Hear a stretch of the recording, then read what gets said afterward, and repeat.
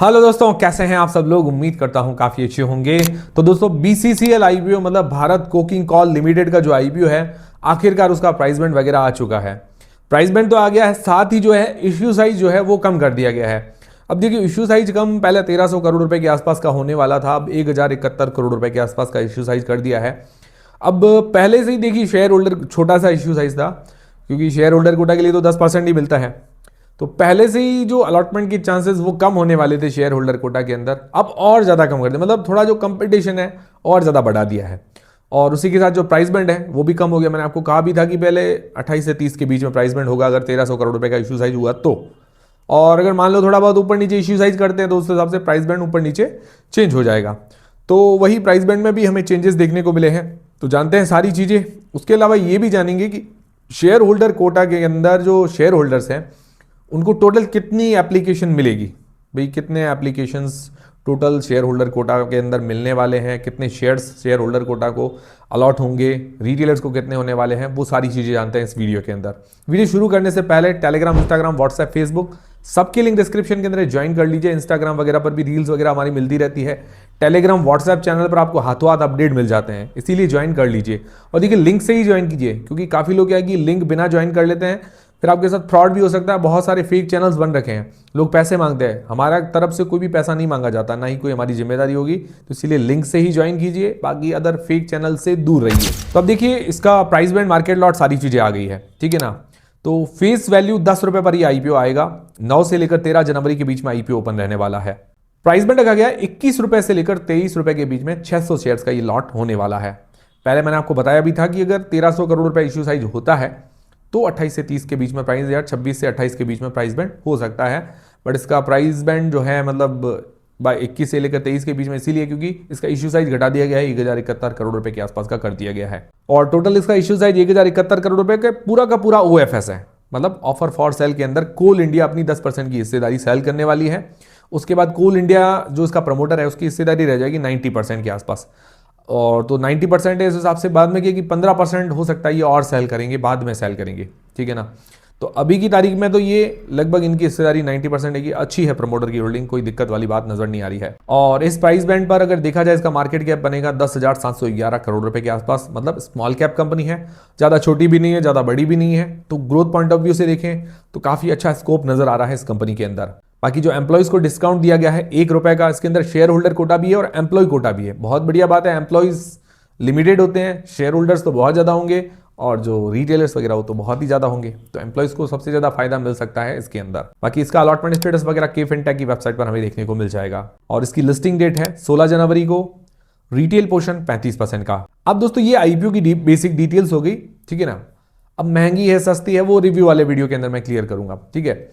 But अभी ये जानते हैं कि भाई इश्यू साइज घटा दिया गया है। अब शेयर होल्डर्स को एग्जैक्टली शेयर जो है कितने मिलने वाले हैं और रिटेलर्स को कितने मिलने वाले हैं, कौन सी कैटेगरी में ज़्यादा फायदा होने वाला है। तो देखिए शेयर होल्डर्स के लिए 10% का इसके अंदर कोटा रखा गया है, ठीक है। 10% रिजर्व कोटा रखा गया है कि भाई जो भी शेयर मतलब ये कोल इंडिया के शेयर जिनके पास एक भी होगा, 1 जनवरी को जिस लोगों ने बाय किया है, मतलब 2 जनवरी को उनके डीमेट अकाउंट के अंदर है, तो वो सारे शेयर होल्डर्स है, तो वो 2 बार अप्लाई कर सकते हैं। तो उनके लिए कितना रिजर्व रखा गया है, तो उनके लिए शेयर जो रिजर्व रखे गए करीब 4,65,70,000 शेयर्स, वो करीब रिजर्व रखे गए हैं शेयर होल्डर्स के लिए। मतलब जो करीब होता है 107 करोड़ रुपए के आसपास का मतलब पोर्शन रखा गया है शेयर होल्डर्स के लिए।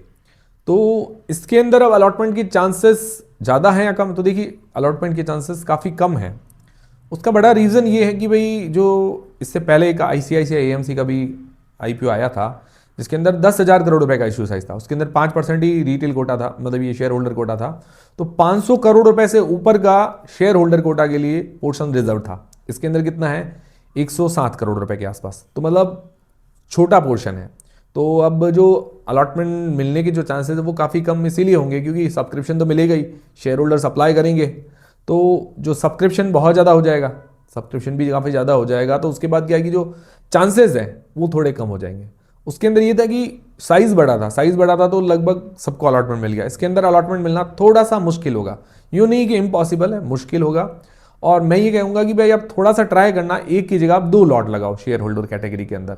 हालांकि इसके अंदर जो मुझे लगता है जो सब्सक्रिप्शन बहुत ज़्यादा हो जाएगा तो प्रोपोर्शनेट बेसिस पर जो अलॉटमेंट मिलना काफी मुश्किल रहेगा मुझे लगता है, जो लॉटरी के हिसाब से ही हो सकता है अलॉटमेंट हमें मिले। इसके अंदर टोटल लॉट्स कितने हो गए, एप्लीकेशंस जो मिलेगी लोगों को 77,600 से थोड़ी ऊपर एप्लीकेशंस जो है शेयर होल्डर कोटा के लिए रिजर्व रखेगी, मतलब इतने लॉट्स जो है रिजर्व रखे गए हैं।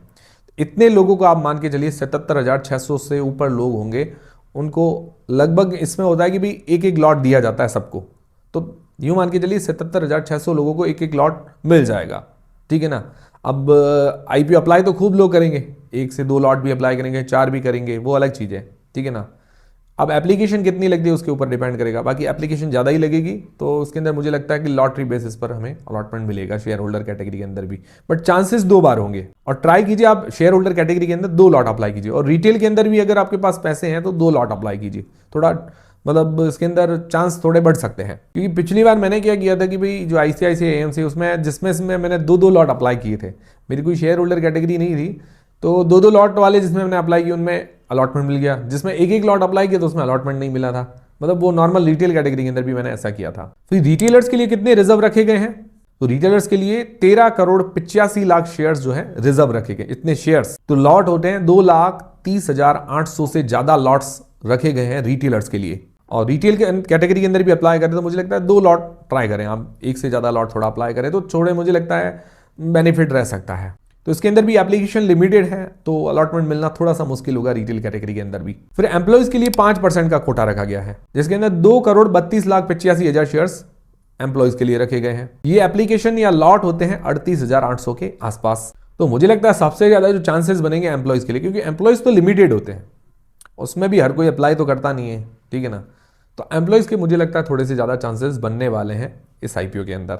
और बिग एचएनआई कैटेगरी वालों को कितने लॉट मिल सकते हैं, जो 2 लाख रुपए वाले लॉट हैं 4,398 इतने मिल सकते हैं, 2 लाख वाले जो लॉट होते हैं वो। स्मॉल एचएनआई कैटेगरी के लिए रिजर्व रखे गए हैं 2,199 आसपास इतने लॉट्स 2 लाख वाले रखे गए हैं रिजर्व्स। तो अब ये मान के चलिए कि भाई इस आईपीओ के अंदर अलॉटमेंट मिलना थोड़ा मुश्किल है, बट ट्राई करके चलिए। जिनके पास शेयर होल्डर कैटेगरी के लिए एक्स्ट्रा बेनिफिट है तो आप 2-2 लॉट अप्लाई करके चलिए, तो थोड़ा बेनिफिट मुझे लगता है एक्स्ट्रा हो जाएगा।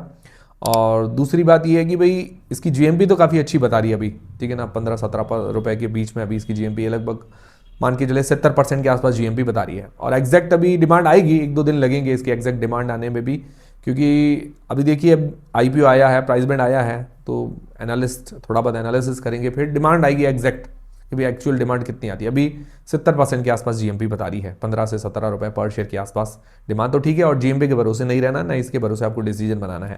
बाकी काफ़ी लोग पूछ रहे हैं कि कोल इंडिया का शेयर कब तक ले, तो अब मत लीजिए। 1 जनवरी को ही लास्ट डेट थी बाय करने के लिए, उसके बाद कोई भी लेगा तो वो शेयर होल्डर कोटा के लिए एलिजिबल नहीं होगा। और दूसरी चीज़ ये कि एम्प्लॉय कोटा में मत अप्लाई कीजिएगा, ये चीज़ बिल्कुल भी ध्यान रख लीजिएगा। एम्प्लॉय कोटा में बिल्कुल भी अप्लाई नहीं करना है, काफ़ी लोग कर देते हैं भूल से, तो वो आपकी एप्लीकेशन रिजेक्ट हो जाएगी। अगर आपके पास शेयर होल्डर कोटा भी नहीं था, आप शेयर होल्डर कोटा के अंदर भी एक्स्ट्रा अप्लाई ना करें, फिर भी आपकी एप्लीकेशन रिजेक्ट हो जाएगी। तो इन चीज़ों का थोड़ा ध्यान में रखते हुए चलिएगा। तो ये थे दोस्तों सारे अपडेट्स। कल आपको रिव्यू का वीडियो मिल जाएगा, उसके अंदर सारी चीज़ें क्लियर हो जाएगी एक एक करके। तो उम्मीद करता हूं हमारा वीडियो, हमारी जानकारी आपको काफ़ी पसंद आई होगी, हेल्पफुल रही होगी। हेल्पफुल रही तो वीडियो लाइक जरूर करें, चैनल को सब्सक्राइब कर लें। मिलते हैं दोस्तों अगले वीडियो के अंदर। और दोस्तों आज मार्केट के हाल की अगर बात करें तो आज मार्केट मतलब हल्की हल्की गिरावट ही देखने को मिली है, और गोल्ड सिल्वर के भाव में आज तेजी देखने को मिली है। कि मार्केट थोड़ा वॉलेटाइल तो चलेगा, मैंने आपको पता है। अब यूएस वेनेजुएला वाला थोड़ा बहुत चलेगा, ज़्यादा तो नहीं, मुझे लग रहा है कोई ज़्यादा सीरियस भी ना ले, बट थोड़ा दिन तो असर कुछ ना कुछ तो डालेगा ही, ठीक है ना। बाकी आउटकम क्या आता है वो धीरे धीरे पता चलेंगे। और थोड़ा साउथ मतलब वो नॉर्थ कोरिया और चाइना भी थोड़ा इसके अंदर मुझे लगता है थोड़ा इंटरेस्ट ले रहा है युद्ध के अंदर। देखते हैं आगे क्या क्या होता है, जो भी आएगी जानकारी मिलती रहेगी हमारे चैनल पर। मिलते हैं दोस्तों अगले वीडियो के अंदर।